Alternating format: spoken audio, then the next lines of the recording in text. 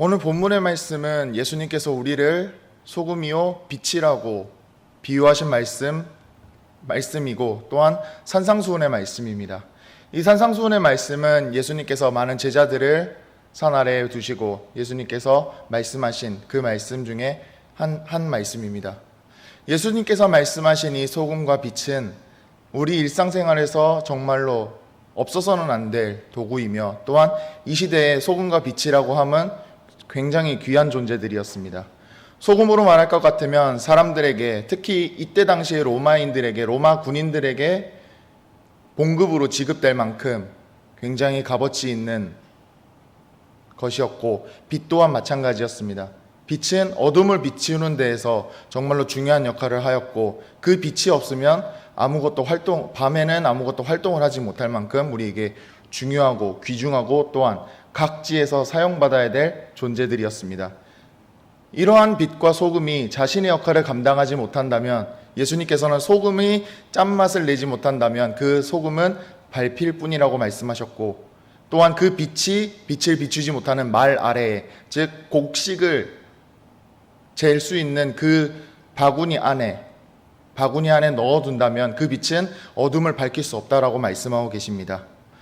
우리 일상생활 속에서 불순물이 많이 묻어나오고 또한 하나님과 거리가 멀어지는, 하나님과는 관계가 없는 일들을 계속해서 하다 보면 우리의 삶 속에서는 불순물들이 묻어날 것이고 우리의 삶 속에서 기름들은 점점 떨어질 것입니다. 우리를 빛을 비추기 위한 기름이 점점 떨어지고 우리가 짠맛을 내기 위한 그 소금에 불순물이 점점 붙게 된다면 소금은 점점 그 맛을 잃어버리게 되고 빛은 그 빛을 잃어버리게 됩니다. 그러나 이번 수련회를 통해서 또한 여름 성경학교를 통하여서 그리고 여름 성경학교 수련회를 기도해 주시는 모든 성도님들을 통해서 우리는 다시 한번 짠맛을 제대로 낼 수 있는 최고급 소금이 되었고 기름을 가득 가지고 있는 등불이 되었습니다. 그 등불이 우리가 되었는데 그 짠맛을 아주 강하게 낼 수 있고 사람들에게 간을 잘 맞춰줄 수 있는 소금이 되었지만 그 소금이 한 군데만 쌓여 있다면 그것은 그저 소금 창고일 뿐이고 등불이 아무리 한 곳에 많이 모여 있다고 하더라도 그 등불이 어두운 곳에 곳곳에 퍼지지 않는다면 그 등불은 그저 그곳만을 비추는 등불이 됩니다. 예수님께서는 오늘 말씀에서 너희는 세상의 소금이라고 말씀하셨고 또한 우리를 세상의 빛이라고 말씀하신 이유가 바로 이 때문입니다.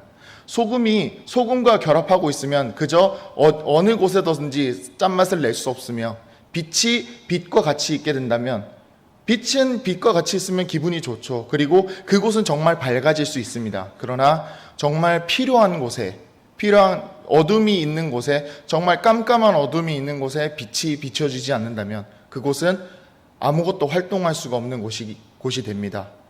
그렇기에 우리는 예수님께서 말씀하셨던 것처럼 세상 안으로 들어가는 존재들이어야 합니다. 세상 안으로 들어가서 세상 안에 부패하는 것들을 막아주고 또한 그 안에서 요리 같은 일들, 그리고 이때 당시에 이스라엘 지방에서 사람들이 계속 땀을 굉장히 많이 흘리고 있기 때문에 적절한 염분의 섭취는 사람의 목숨을 연명할 수 있는 귀중한 또한 자원이었습니다. 그러한 역할을 우리가 감당하라고, 그리고 어두운 가운데 있는 이 이스라엘 땅에 너희들이 빛이 되어서 예수 그리스도의 말씀을 비추고 하나님의 제대로 된 말씀을 비추라고 우리에게 예수님께서는 말씀하셨던 것입니다.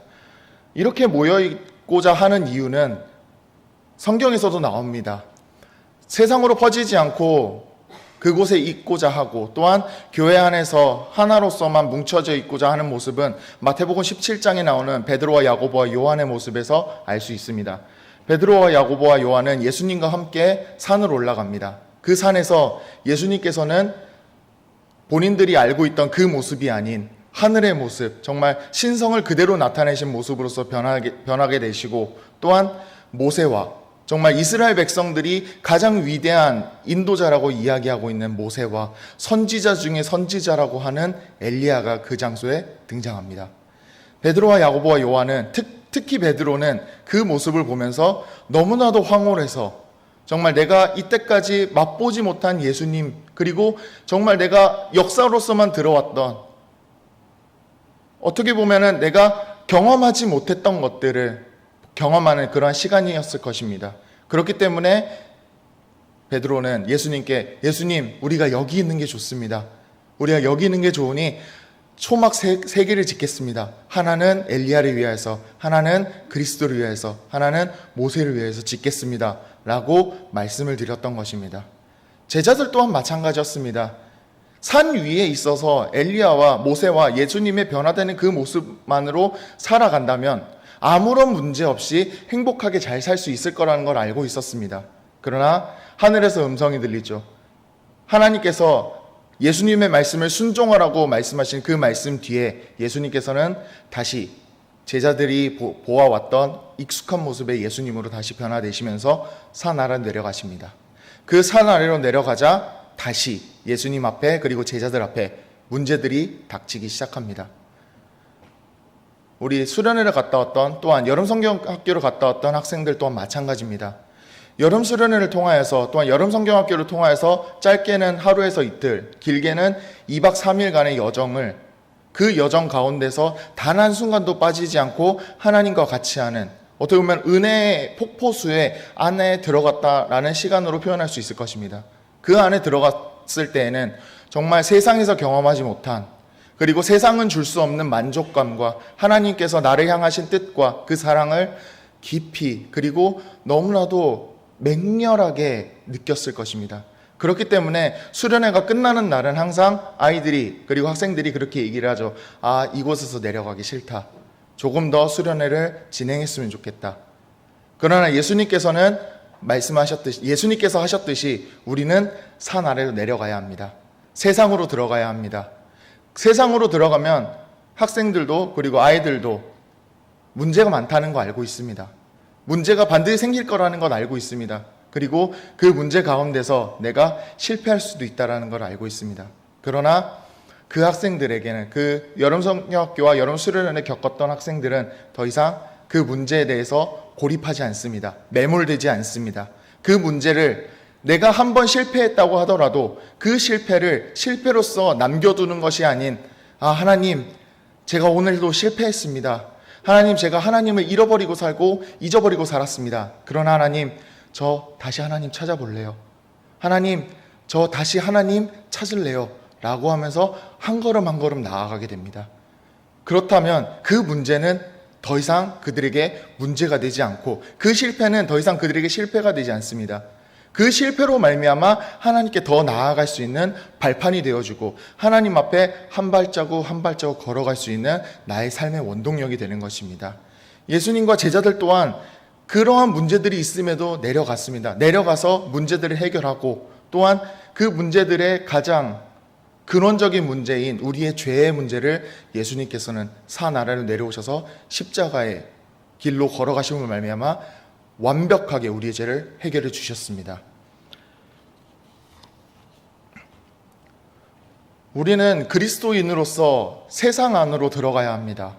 예수님께서는 우리에게 우리끼리 모여 있으라고만 말씀하지 않으셨습니다. 예수님께서 모이라고 말씀하셨을 때에는 제자들이 아직 성령을 받기 전, 사도행전 1장 4절 말씀입니다. 사도와 함께 모이사 그들에게 분부하여 이르시되 예루살렘을 떠나지 말고 내게서 들은 바 아버지께서 약속하신 것을 기다리라. 아멘. 성령을 받을 때까지는 예수님께서 사도들에게, 즉 제자들에게 이곳을 떠나지 말고 성령을 받을 것을 기다리라고 말씀하셨습니다. 그러나 그러한 성령을 받았을 때에는 사도행전 1장 8절의 말씀처럼 예수님께서는 나아가라고 하셨습니다. 사도행전 1장 8절 말씀입니다. 오직 성령이 너희에게 임하시면 너희가 권능을 받고 예루살렘과 온 유대와 사마리아와 땅끝까지 이르러 내 증인이 되리라 하시니라. 아멘. 오늘 말씀에서 또한 예수님께서는 세상의 소금과 세상의 빛으로 살아가라고 말씀하십니다. 우리는 세상이 부패하는 것을 막을 수 있는 파수꾼의 역할을 감당해야 하고, 또한 예수님께서 말씀하신 어두운 곳에 가서 우리가 가득 가지고 있는 이 기름을 사용하여서, 이 기름을 통하여서 우리가 빛을 낼 수 있는 빛의 존재들이 되었습니다. 그러므로 말미암아 세상의 부패를 막고 탈수되어 쓰러져가는 사람들에게 적절한 생명을 제공하고, 또한 아무것도 보이지 않는 어두운 사람들에게 빛을 제공함으로 말미암아 예수님의 길로 초청하고 그 길로 살아가라고 예수님께서는 말씀하고 계십니다. 그렇다면 이 실천사항은 어떤 실천사항일까요? 바로 16절에 나오는 우리의 착한 행실입니다. 우리의 착한 행실로 말미암아 사람들은 우리를 통해서 예수님을 볼 것이고 예수님이 살아계시다는 것을 고백한다고 분명히 말씀하고 있습니다. 우리의 착한 행실은 우리 가슴 속에 있는, 우리 마음 속에 있는 성령님께서 각자 한 사람 한 사람에게 상황에 맞게끔 알려주십니다. 그리고 또한 우리는 사회의 규례와 규범들을 지켜 행해야 될 의무들이 있습니다. 그러한 의무들을 행하다 보면 사람들은 그리스도인들은 뭔가 달라도 다르구나, 정말 아무렇지 않게 지나갈 수 있는 문제들을 저들은 지나가지 않고 있구나, 저들은 관심 있게 지켜보고 있구나 라고 얘기하면서 그들이 우리를 주목하게 될 것이고, 세상이 우리를 주목하게 될 때 예수님께서는 예수 그리스도의 향기가, 그리고 예수 그리스도의 빛이 뿜어져 나올 것이라고 우리에게 말씀하셨습니다. 말씀을 맺겠습니다. 우리 학생들, 그리고 그 학생들을 위해서, 수련을 위해서 기도해 주시는 우리 모든 성도님들은 지금 아주 강한 짠맛을 낼 수 있는 최고급 소금이 되었고, 슬기로운 다섯 처녀가 준비한 기름을 준비한 슬기로운 사람들이 되었습니다. 이제는 우리가 그 빛을 가지고, 그 소금의 맛을 가지고 세상으로 나아갈 때입니다. 세상으로 나아가 예수님의 말씀을 전하고 온 백성을, 온 민족을 제자 삼아서 예수님의 길로 안내하고 돌이키게 하는 것, 오늘 하나님께서 우리에게 주시는 말씀입니다. 기도하겠습니다. 사랑이 많으신 하나님 아버지에 감사드립니다.